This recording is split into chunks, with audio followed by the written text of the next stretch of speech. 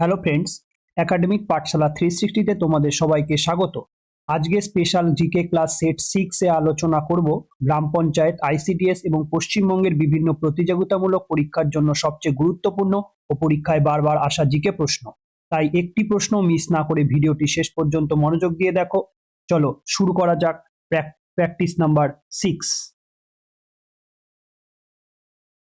দেখো, প্রতিটা প্রশ্ন গুরুত্বপূর্ণ এবং বাছাই করা, তাই প্রতিটা প্রশ্ন মনোযোগ দিয়ে করো এবং লাস্ট পর্যন্ত কতগুলো প্রশ্ন তোমরা উত্তর দিতে পারছো সেটা নিজেরাই চেক করে নাও। দেখো, প্রতি বছর বিশ্ব পরিবেশ দিবস বা ওয়ার্ল্ড এনভায়রনমেন্ট ডে কোন তারিখে পালন করা হয়? 22শে এপ্রিল, 5ই জুন, 16ই সেপ্টেম্বর না 1লা ডিসেম্বর? প্রশ্নটা খুব সহজ, চেষ্টা করো। আশা করি সবাই উত্তরটা দিতে পারবে। কত হয়ে যাবে উত্তর? উত্তর হয়ে যাবে 5th জুন বা 5ই জুন। অপশন নাম্বার বি হয়ে যাবে উত্তর। দেখো নেক্সট। দেখো, প্রশ্নগুলো যেমন ইম্পর্টেন্ট এবং প্রশ্নের সঙ্গে যে এক্সট্রা ডিটেলস গুলো আছে, এইগুলো প্রত্যেকটা কোশ্চেনের সঙ্গে যে ডিটেলস গুলো আছে, এই ডিটেলস থেকে তোমাদের অনেকগুলো প্রশ্ন হয়ে যাবে। অন্তত তোমার ডিটেলস থেকে 5 থেকে 6টা প্রশ্ন অটোমেটিক ক্লিয়ার হয়ে যাবে বা কমপ্লিট হয়ে যাবে। বোঝা গেল? তো এক্সট্রা ডিটেলসটা মনোযোগ দিয়ে করার চেষ্টা করো। প্রশ্নগুলো তো প্রিভিয়াস ইয়ারে এসে গেছেই, কিন্তু তার সঙ্গে যে তোমার এক্সট্রা ফ্যাক্ট গুলো রয়েছে সেগুলোর দিকে মনোযোগ দিয়ে করার চেষ্টা করো এবং নোট করো।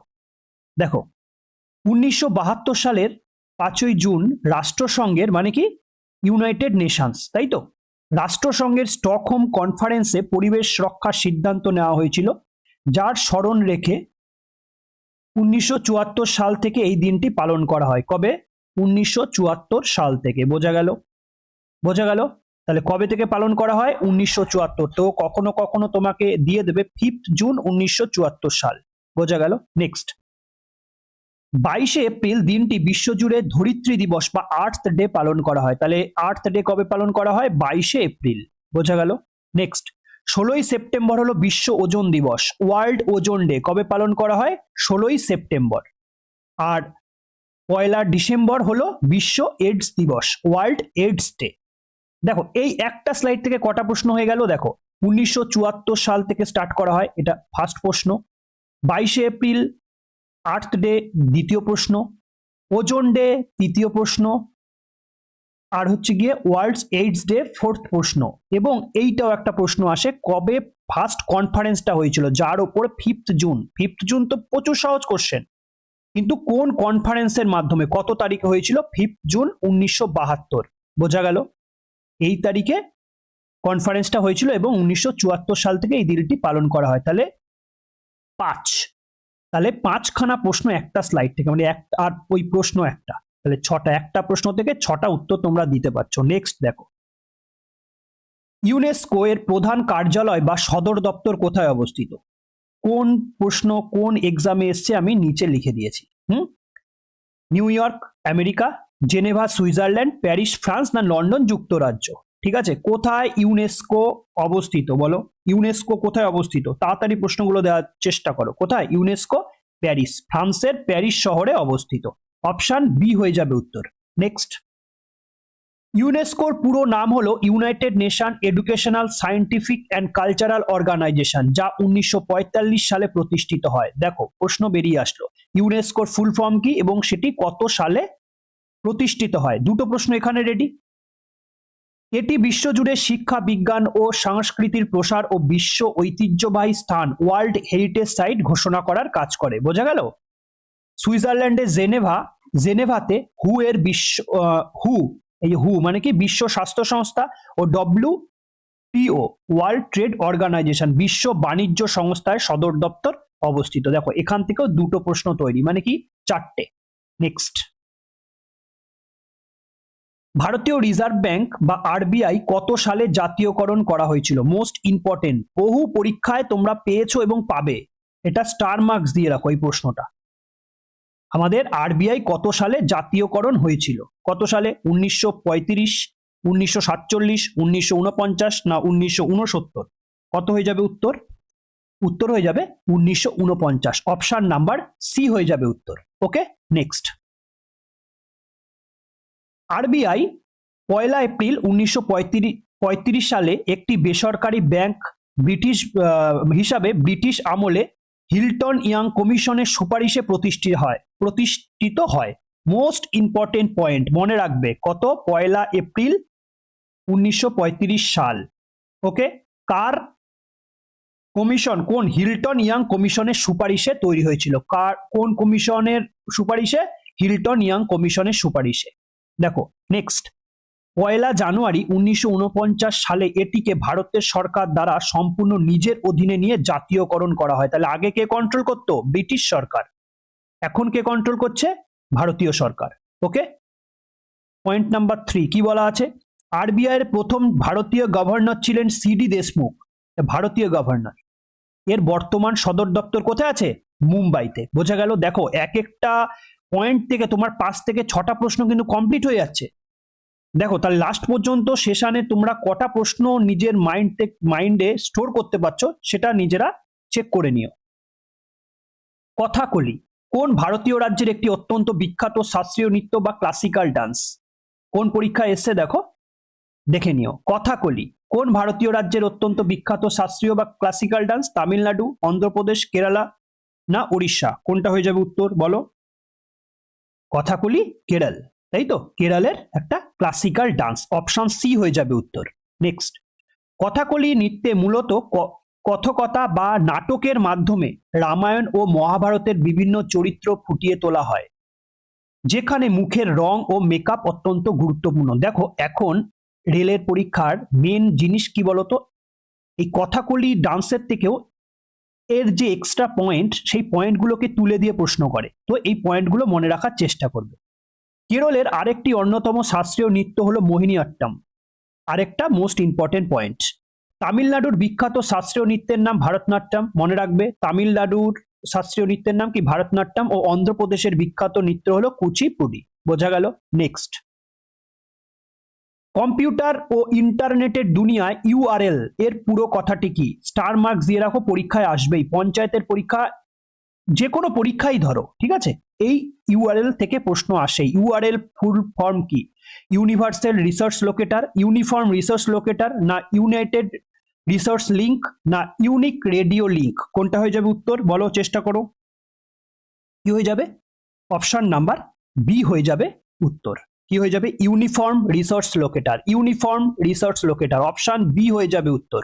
নেক্সট, ইউআরএল হলো ইন্টারনেটে থাকা যে কোনো ওয়েবসাইট বা ফাইলের সুনির্দিষ্ট ঠিকানা বা অ্যাড্রেস, যেমন কি google.com। বোঝা গেল? তাহলে ইউআরএল হচ্ছে গিয়ে একটা অ্যাড্রেস। টিম বার্নার্স-লি 1994 সালে প্রথম এই ইউআরএল ব্যবস্থার প্রবর্তন করেছিলেন, যিনি www এর আবিষ্কারক। দেখো প্রশ্নগুলো আসছে কিন্তু, ইউআরএল একটা অ্যাড্রেস। প্রথম কথা জিজ্ঞাসা করবে যে ইউআরএল কি? ইউআরএল একটা অ্যাড্রেস। কে প্রথম এটার প্রবর্তন করেছিলেন? Team Berners-Lee. কত সালে? 1994 সালে। বোঝা যাচ্ছে প্রশ্নগুলো? দেখো কতটা ইম্পর্টেন্ট, আর আমি বেছে বেছে কিন্তু আনার চেষ্টা করেছি যেগুলো পরীক্ষার দিক থেকে খুব ইম্পর্টেন্ট। এই টিম বার্নার্স-লি কিন্তু www এর প্রবর্তন করেছেন। www ফুল ফর্ম জিজ্ঞাসা করে ওয়ার্ল্ড ওয়াইড ওয়েব। বোঝা গেল?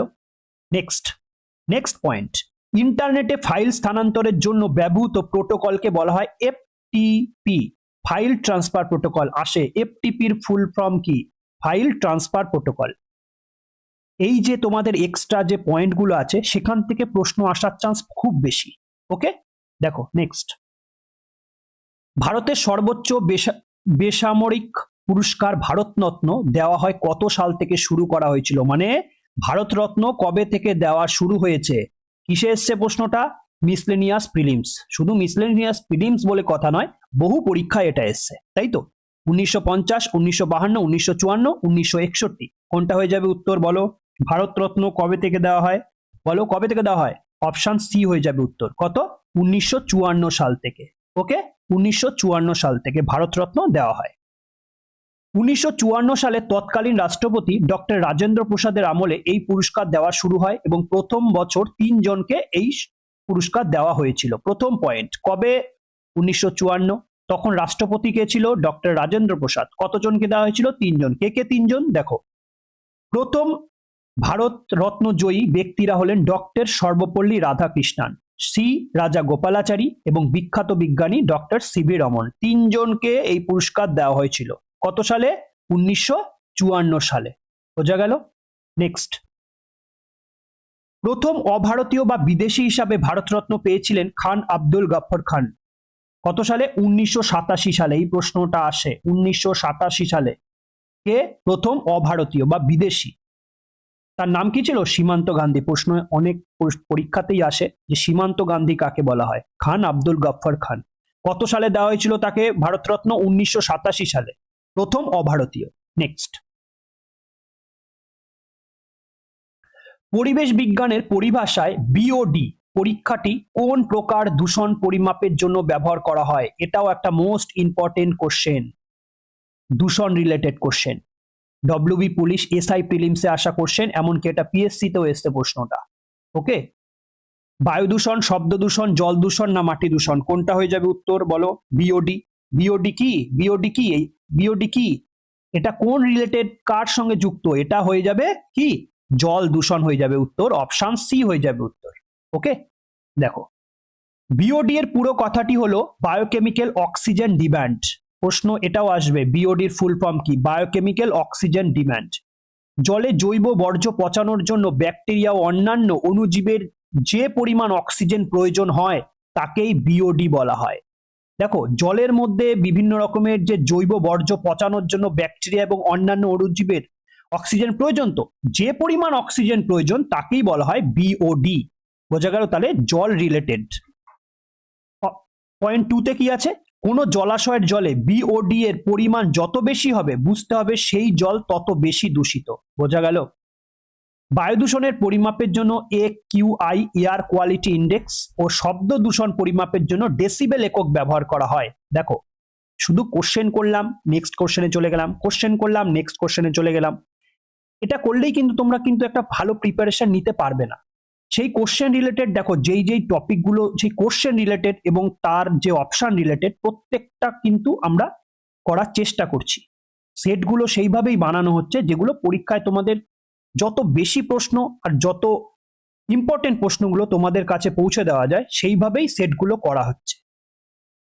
নেক্সট, আধুনিক Olympic games, modern Olympic games কত সালে এবং কোথায় প্রথম শুরু হয়েছিল? মোস্ট ইম্পর্টেন্ট একটা প্রশ্ন। দেখো, ডব্লিউবিসিএস প্রিলিমস এক্সাম 16 ডিসেম্বর যে 2023-এ যে পরীক্ষাটা হয়েছিল এই তারিখে এই প্রশ্নটা এসেছিল। কবে? 1896 এথেন্স, 1900 প্যারিস, 1924 লন্ডন না 1936 বার্লিন? কোথায় বলো? আধুনিক কোথায় হয়েছিল? অপশন এ হয়ে যাবে উত্তর, 1896। এটা অবশ্যই তোমরা হয়তো জানো, মোস্ট ইম্পর্টেন্ট একটা ডেট। এথেন্স, গ্রিসের এথেন্সের 1896 সালে আমাদের মডার্ন অলিম্পিক গেমস শুরু হয়। দেখো, গ্রিসের এথেন্স শহরে প্রথম আধুনিক অলিম্পিক অনুষ্ঠিত হয়েছিল। ফ্রেঞ্চ শিক্ষাবিদ ব্যারেন পিয়েরে দা কুবার্তা কে আধুনিক অলিম্পিক্সের জনক বলা হয়। এটাও বহু পরীক্ষায় এসছে। নাম কি? নাম কি? ব্যারেন পিয়েরে দা কুবার্তা অলিম্পিক জনক বলা হয়, আধুনিক অলিম্পিকের জনক। অলিম্পিকে পতাকায় থাকা 5টি রঙিন বল বা রিং বিশ্বের 5টি প্রধান মহাদেশকে নির্দেশ করে। আন্তর্জাতিক অলিম্পিক কমিটি বা আইওসির সদর দপ্তর কোথায়? লুসানে। ঠিক আছে, লুসানে, এটা জানে না, লুসানে, সুইজারল্যান্ডের লুসানে অবস্থিত। বোঝা গেল? এটা সদর দপ্তর কার? অলিম্পিক কমিটির। নেক্সট, লোকসভা স্পিকার বা অধ্যক্ষ তার পদত্যাগপত্র কার কাছে জমা দেন? মোস্ট ইম্পর্টেন্ট আরেকটা প্রশ্ন, হ্যাঁ, সেই সংবিধানের ওপর রিলেটেড। লোকসভা স্পিকার কাকে তার পদত্যাগপত্র জমা দেবেন? ভারতের রাষ্ট্রপতির কাছে, প্রধানমন্ত্রীর কাছে, না লোকসভার ডেপুটি স্পিকারের কাছে, না ভারতের সংসদ বিষয়ক মন্ত্রীর কাছে? তো অপশন কি হয়ে যাবে? অপশন সি হয়ে যাবে উত্তর। বোঝা গেল? অপশন সি হয়ে যাবে উত্তর। দেখো, লোকসভা স্পিকার এবং ডেপুটি স্পিকার একে অপরের কাছে পদত্যাগপত্র জমা দেন। তার স্পিকার কার কাছে দেবে? ডেপুটি স্পিকারের কাছে। আর ডেপুটি স্পিকার কাকে দেবে? স্পিকারের কাছে। বোঝা গেল? তাহলে অপশন এ হয়ে গেল। এটা হচ্ছে পয়েন্ট 1। অন্যদিকে ভারতের রাষ্ট্রপতি তার পদত্যাগপত্র জমা দেন উপরাষ্ট্রপতির কাছে, আর উপরাষ্ট্রপতি তার পদত্যাগপত্র জমা দেন রাষ্ট্রপতির কাছে। এটাও রিভার্স, রাষ্ট্রপতি উপরাষ্ট্রপতির কাছে আর উপরাষ্ট্রপতি রাষ্ট্রপতির কাছে। ওকে, 3 নম্বর পয়েন্ট কি দেওয়া আছে দেখো, ভারতের সুপ্রিম কোর্টের প্রধান বিচারপতি ও প্রধানমন্ত্রী তাদের পদত্যাগপত্র সর্বদা রাষ্ট্রপতির কাছে জমা দেবেন। বোঝা গেল?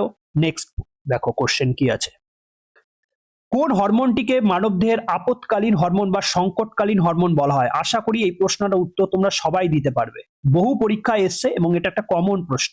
আপৎকালীন হরমোন কাকে বলা হয়? ইনসুলিন, থাইরক্সিন, অ্যাড্রিনালিন না ইস্ট্রোজেন? বলো বলো।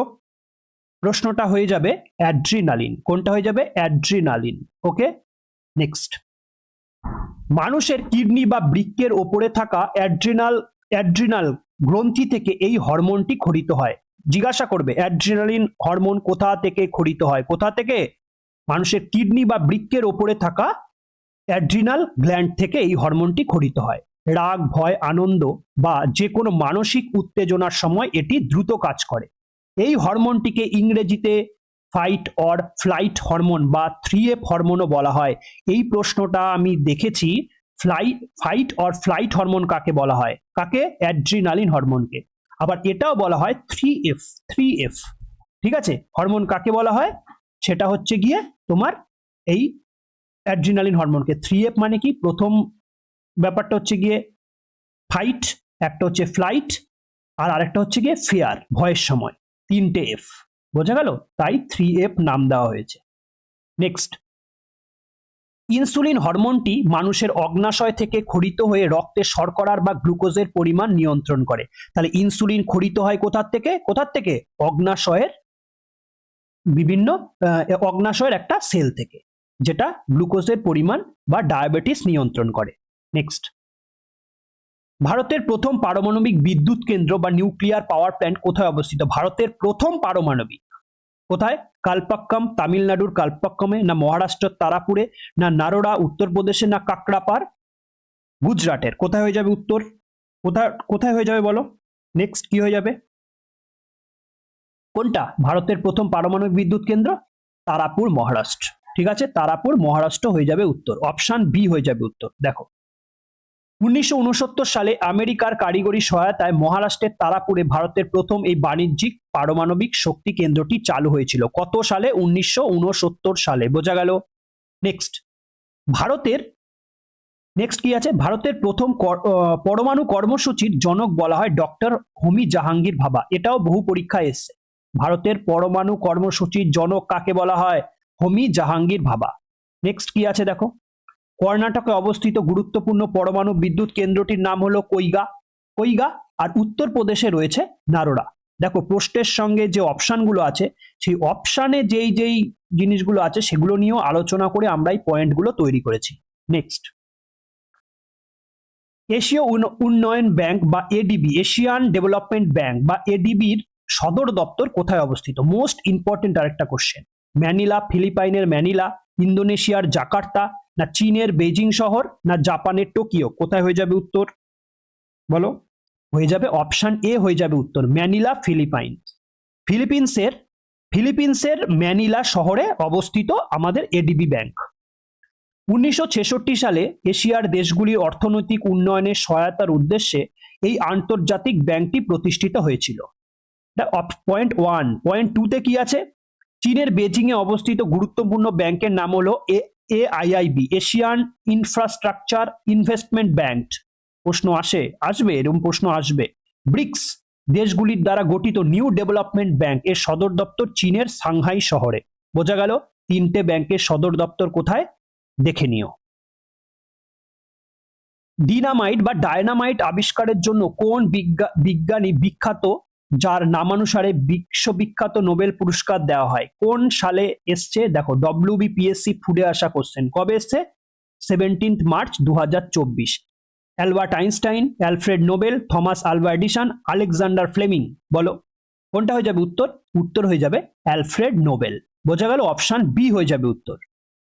দেখো, সুইডিশ রাসায়নিকবিদ ও প্রকৌশলী অ্যালফ্রেড নোবেল 1867 সালটা মনে রাখবে, 1867 সালে ডিনামাইট আবিষ্কার করে প্রচুর সম্পত্তির মালিক হন এবং তার উইল অনুসারেই 1901 সাল থেকে নোবেল পুরস্কার দেওয়া হয়। নোবেল পুরস্কার কবে থেকে দেওয়া হয়? মোস্ট ইম্পর্টেন্ট সাল। কত সাল? 1901। বোঝা গেল? প্রতি বছর 10 ডিসেম্বর অ্যালফ্রেড নোবেলের মৃত্যুবার্ষিকীতে আনুষ্ঠানিকভাবে নোবেল পুরস্কার বিজয়ীদের হাতে পদক তুলে দেওয়া হয়। প্রত্যেক বছর কোন তারিখে? 10 ডিসেম্বর। এটা আরেকটা প্রশ্ন। নেক্সট, আলেকজান্ডার ফ্লেমিং 1928 সালে বিশ্বের প্রথম অ্যান্টিবায়োটিক ওষুধ পেনিসিলিন আবিষ্কার করেছিলেন। তাহলে পেনিসিলিন কে আবিষ্কার করেছিলেন? Alexander Fleming. কত সালে? 1928 সালে। বোঝা গেল? নেক্সট, ওস্তাদ বিসমিল্লাহ খান কোন বাদ্যযন্ত্র বাজানোর সঙ্গে বিশ্বজুড়ে বিখ্যাত ছিলেন? বলো। এটা হচ্ছে ক্লার্কশিপে আসা কোশ্চেন। বাঁশি, সানাই, সেতার, সন্তুর। কোনটা হয়ে যাবে উত্তর? বলো। 14 নম্বরেরটা বলো। বিসমিল্লাহ, ওস্তাদ বিসমিল্লাহ খান কি হয়ে যাবে? হয়ে যাবে সানাই। অপশন বি হয়ে যাবে উত্তর। বোঝা গেল? ওস্তাদ বিসমিল্লাহ খান ভারতের ঐতিহাসিক লোকবাদ্য সানাইকে ধ্রুপদী সঙ্গীতের দরবারে এক অনন্য মর্যাদায় প্রতিষ্ঠা করেছিলেন। ওকে, নেক্সট, তিনি ভারতের 4টে সর্বোচ্চ বেসামরিক পুরস্কার কি কি? পদ্মশ্রী, পদ্মভূষণ আর পদ্মবিভূষণ আর 2001 সালে সর্বোচ্চ সম্মান ভারতরত্ন লাভ করেছেন। মানে যেই কটা আমাদের 4টে বেসামরিক পুরস্কার আছে, এই 4টেই তিনি পেয়েছিলেন। তাহলে কত সালে ভারতরত্ন পেয়েছিলেন? 2001। ভারতের বিখ্যাত বাঁশিবাদক হলেন পণ্ডিত হরিপ্রসাদ চৌরাশিয়া। মনে রাখবে, এটাও বহু পরীক্ষায় এসছে। নেক্সট, কোন ভিটামিনটি মানুষের শরীরে অতিবেগুনি রশ্মি বা সূর্যের আলোর উপস্থিতিতে স্বতঃস্ফূর্তভাবে তৈরি হতে পারে? প্রশ্নটা খুব সহজ। এটা এলপিতে আসা কোশ্চেন, অ্যাসিস্ট্যান্ট লোকো পাইলট। এবং তাছাড়াও ওয়েস্ট বেঙ্গলের বিভিন্ন এক্সামে তো এসেছেই। Vitamin A, vitamin B, vitamin C না ভিটামিন ডি? বলো কোনটা হয়ে যাবে উত্তর? কোনটা? রোদের উপস্থিতিতে কোনটা হয়? ভিটামিন ডি, তাই তো? অপশন ডি হয়ে যাবে উত্তর। দেখো, মানুষের ত্বকে থাকা কোলেস্টেরল সূর্যের অতিবেগুনি রশ্মি বা ইউভিবি সংস্পর্শে এসে ভিটামিন ডি তে রূপান্তরিত হয়, যা হাড় ও দাঁত মজবুত করতে ক্যালসিয়াম শোষণে সাহায্য করে। বোঝা গেল? নেক্সট, এর রাসায়নিক নাম হলো ক্যালসিফেরল। কার? ভিটামিন ডি এর রাসায়নিক নাম।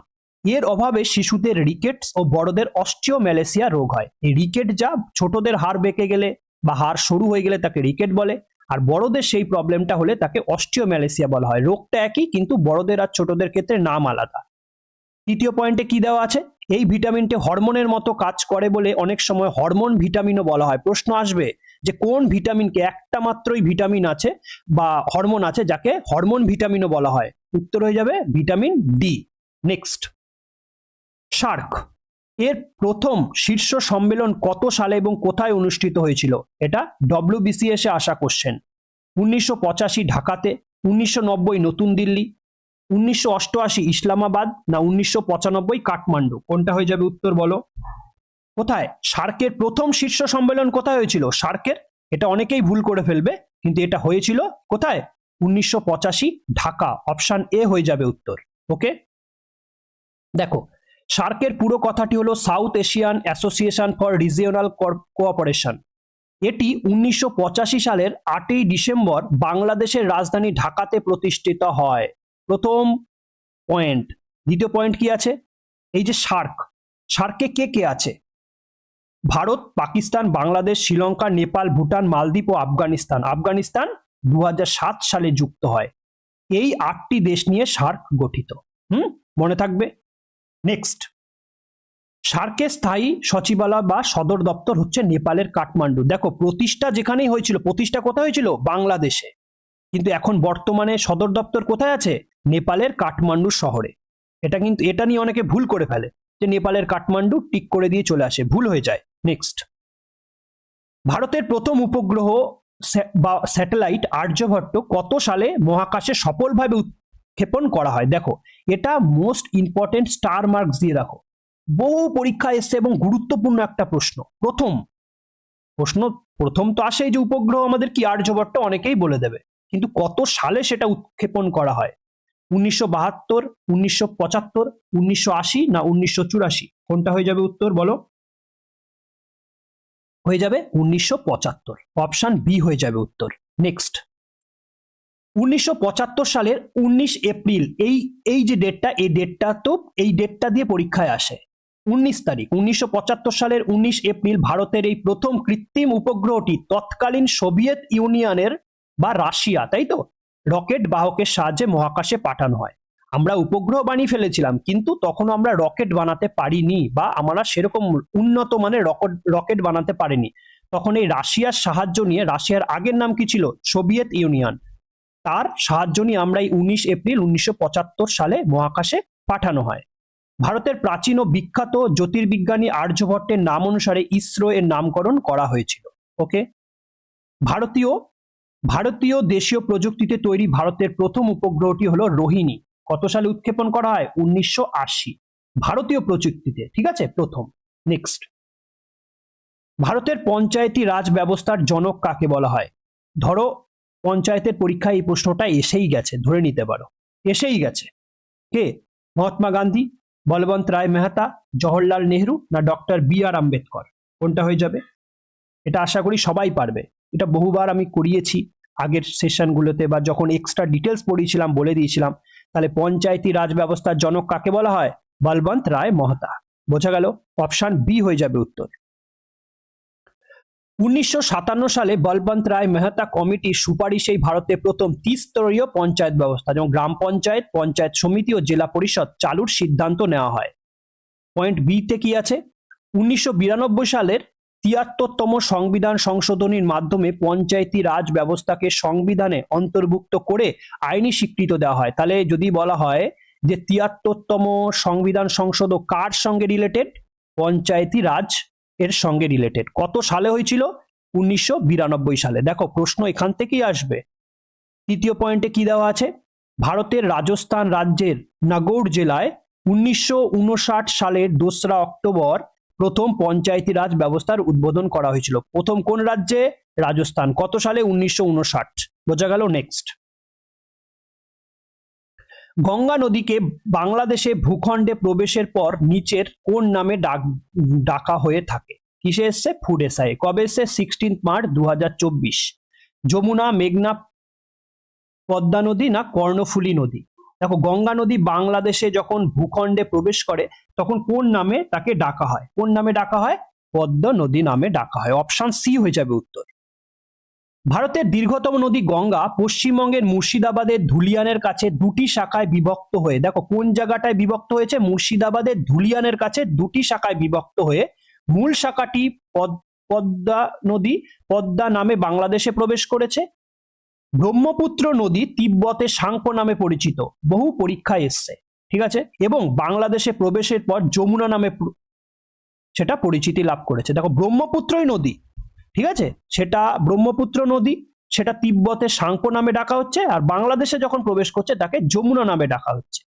পরে পদ্মা ও যমুনা নদী দুটি মিলিত হয়ে মেঘনা নামে বঙ্গোপসাগরে পতিত হয়েছে। দেখো পুরো ক্লিয়ার হয়ে গেল। নেক্সট, কম্পিউটারের প্রধান প্রসেসর বা সিপিইউ এর কর্মদক্ষতা বা স্পিড সাধারণত কোন এককে মাপা হয়? দেখো মোস্ট ইম্পর্টেন্ট আরেকটা প্রশ্ন, computer related, computer science, NTPC তে আসা কোশ্চেন। গিগাবাইট, না গিগাহার্জ, না মেগাবাইটস, না ডিপিআই? কোনটা বলো? সিপিইউর স্পিড বা কর্মদক্ষতা কি দিয়ে মাপা হয়? কি মাপা হয় বলো? গিগাহার্জ দিয়ে মাপা হয়। অপশন বি হয়ে যাবে উত্তর, গিগাহার্জ। ওকে, নেক্সট, গিগাহার্জ বা হার্জ হলো প্রসেসরের ক্লক স্পিড মাপার একক, যা নির্দেশ করে প্রতি সেকেন্ডে প্রসেসরটি কত কোটি কাজ বা ইনস্ট্রাকশন প্রসেস করতে পারছে। তাহলে কি? গিগাহার্জ। ওকে, গিগাবাইট বা মেগাবাইট হলো কম্পিউটারের মেমোরি বা স্টোরেজ ক্ষমতার পরিমাপের একক। হ্যাঁ, যেমন কম্পিউটার, মোবাইলে স্টোরেজ করতে কি জিবি, এমবি আমরা ইউজ করি।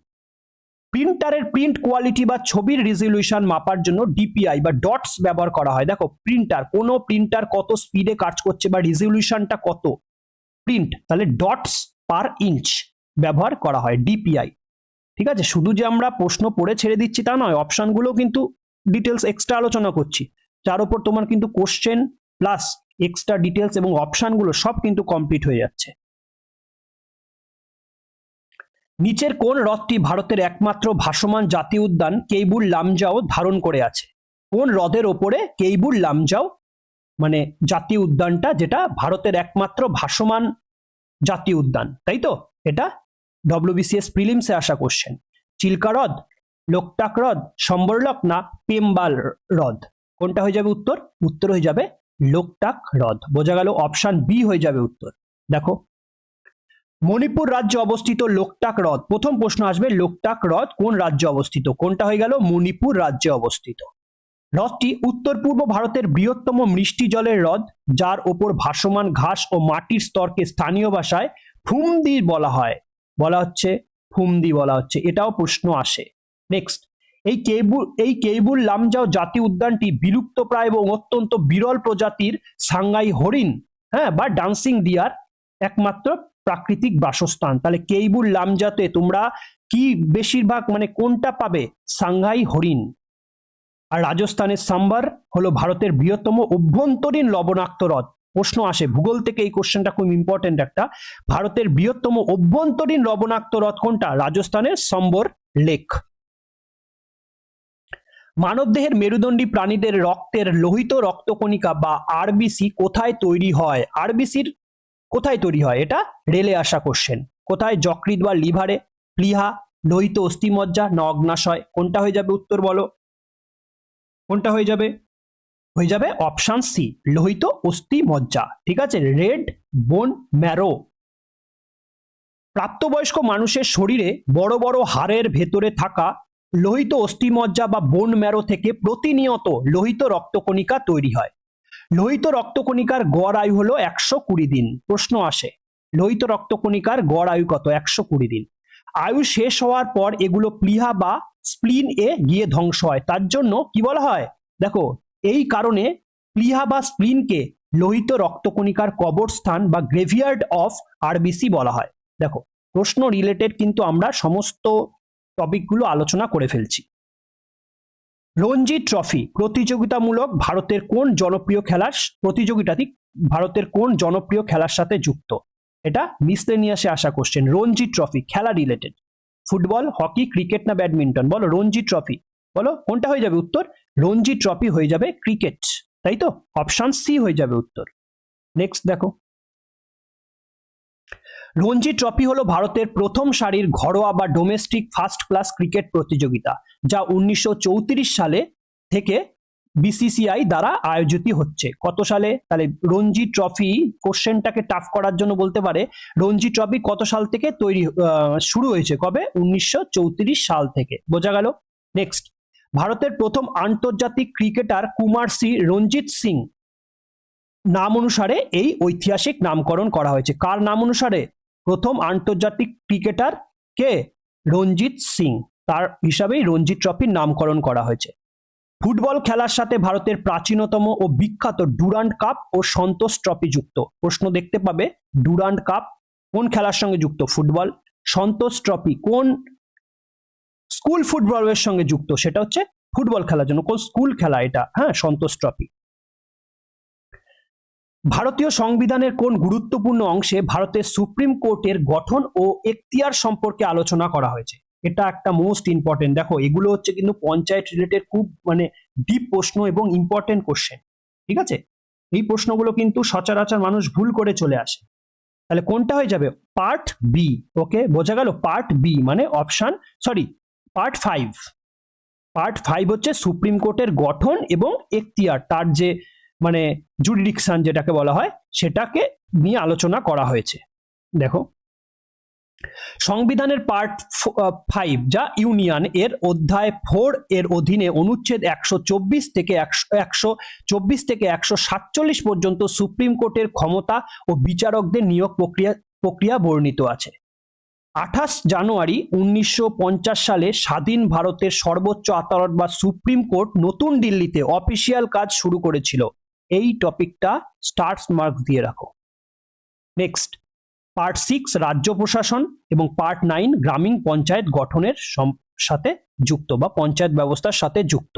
ঠিক আছে, পার্ট 6 এ কি আছে, দ্য স্টেট সম্পর্কে বলা হচ্ছে বা রাজ্য প্রশাসন, আর 9 এ কি বলা আছে, গ্রাম পঞ্চায়েত ব্যবস্থার উপর। ওকে, নেক্সট, বিখ্যাত আন্তর্জাতিক পরিবেশ চুক্তি কিয়োটো প্রোটোকল মূলত কোন বৈশ্বিক সমস্যা মোকাবিলার উদ্দেশ্যে স্বাক্ষরিত হয়েছিল। ওকে, ওজোন স্তরের ক্ষয়, গ্রিনহাউস গ্যাস নির্গমন বা জলবায়ু পরিবর্তন, প্লাস্টিক দূষণ নিয়ন্ত্রণ না সমুদ্রের জলস্তর বৃদ্ধি, কোনটা হয়ে যাবে উত্তর, উত্তর হয়ে যাবে গ্রিনহাউস গ্যাস নির্গমন বা জলবায়ু পরিবর্তন। জলবায়ু পরিবর্তন, সরি। তাহলে এটা হয়ে যাবে উত্তর, গ্রিনহাউস গ্যাস নির্গমন বা জলবায়ু পরিবর্তন, অপশন বি হয়ে যাবে উত্তর। বোঝা গেল? তাহলে দেখো নেক্সট, 1997 সালের 11 ডিসেম্বর জাপানের কিয়োটো শহরে বৈশ্বিক উষ্ণতা বা গ্লোবাল ওয়ার্মিং কমানোর লক্ষ্যে গ্রিনহাউস গ্যাসের ক্ষতিকর নির্গমন হ্রাসের জন্য এই ঐতিহাসিক চুক্তিটি স্বাক্ষরিত হয় বা গৃহীত হয়। এটি 2005 সালের 16 ফেব্রুয়ারি থেকে আন্তর্জাতিকভাবে কার্যকর করা হয়। অন্যদিকে বায়ুমণ্ডলের ওজোন স্তর রক্ষার উদ্দেশ্যে 1987 সালে বিখ্যাত মন্ট্রিয়ল প্রোটোকল স্বাক্ষরিত হয়েছিল। তাহলে মন্ট্রিয়ল প্রোটোকল কোন রিলেটেড? এটা হচ্ছে ওজোন স্তর রিলেটেড, 1987। ওকে, নেক্সট দেখো প্র্যাকটিস সেটে টোটাল হয়তো প্রশ্ন হয়তো 25টা করা আছে, কিন্তু 25টার সঙ্গে তুমি 5 করে গুণ করে দাও, কারণ যে ইম্পর্টেন্ট যে তোমার পয়েন্টগুলো আলোচনা করেছি সেখানে 5খানা প্রশ্ন করে তোমরা তৈরি করে নিতে পারবে। তাহলে 5 25 125, এই 100টা 25, 100 থেকে 100টা 25টা প্রশ্ন নিয়ে আমরা আলোচনা করেছি। শুধু প্রশ্ন বললাম আর এগিয়ে গেলাম, প্রশ্ন বললাম আর এগিয়ে গেলাম, তোমাদের মাথায় কিছুই থাকবে না, এমনকি পরীক্ষাতে উত্তর দিতে পারবে না। এই প্র্যাকটিস সেশনের সঙ্গে যে তোমাদের এক্সট্রা ফ্যাক্টগুলো করানো হচ্ছে সেগুলো তোমরা ভালো করে নোট করো, এবং সেই প্রশ্ন রিলেটেড ফ্যাক্টগুলো করার পরে তোমাদের কিন্তু অনেক এক্সেসিভ পরিমাণের প্রশ্ন কালেক্ট হয়ে যাবে। অবশ্যই একাডেমিক পাঠশালা 360 ডিগ্রি চ্যানেলটিকে সাবস্ক্রাইব করো। সেশনটি ভালো লাগলে অবশ্যই লাইক করো, বন্ধুদের মধ্যে শেয়ার করো। ভালো থাকো, সুস্থ থাকো। জয় হিন্দ, জয় ভারত।